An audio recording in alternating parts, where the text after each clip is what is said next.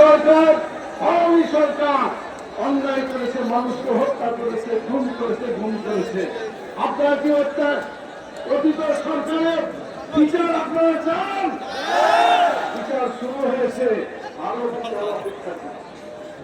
আমি বলতে চাই, কেউ যদি এটা বিচার করতে না চায়, যদি বলে যে আমরা ক্ষমতায় গেলে এইসব মামলা তুলে নেওয়া হবে, তাহলে কি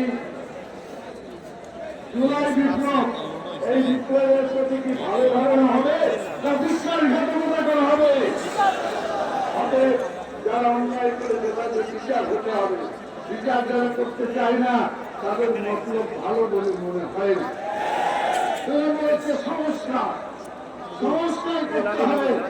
আমরা মানবরচিত মতবাদ বাংলাদেশে রাখতে চাই না, আমরা আল্লাহর বিধানমন্ত্রী সংবিধান তৈরি করতে চাই। আপনারা রাজি আছেন? অতএব সংস্কার করেই আমরা করতে হবে। ইসলামের সাথে সংঘর্ষ আছে এমন বিধানগুলোকে বাতিল করে দিয়ে ইসলামের অনুকূলে যেগুলো আছে সেগুলো রেখে কোরআনের আইন অনুযায়ী সংবিধান তৈরি করা হবে। মুহাম্মদ রাসূলুল্লাহ সাল্লাল্লাহু আলাইহি ওয়াসাল্লাম গোটা ইসলাম রাষ্ট্র কায়েম করেছিলেন, সেখানে সংবিধান ছিল কোরআনের সংবিধান, ৪৭টি ধারা দিয়ে তৈরি করা হয়েছিল সর্বপ্রথম সংবিধান। আমরা বাংলাদেশেও ইসলামিক সংবিধান তৈরি করতে চাই। আপনারা কি রাজি আছেন? এরপরে কথা বলি, সেটা হলো আগামী নির্বাচন যে আসবে, এই নির্বাচনে যারা অতীতভাবে অন্যায় কাজ করেছে তাদের কি অংশগ্রহণ করা উচিত? না, ইতিমধ্যেই একটা দলকে কার্যকলাপ নিষিদ্ধ করা হয়েছে।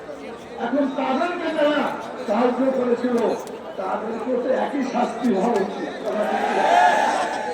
অন্যায় যে করে আর অন্যায়কে সাহায্য করে অপরাধ আলাদা না, সমান সমান।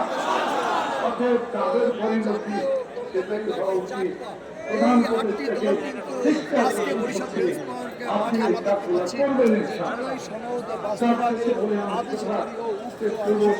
ভাই এবং যারা আমার শুনছেন পরবর্তী ভাই দুনিয়াতে আমরা বেশি দিনের জন্য আসি নাই, আমরা আল্লাহর কাছে ফিরে যাব।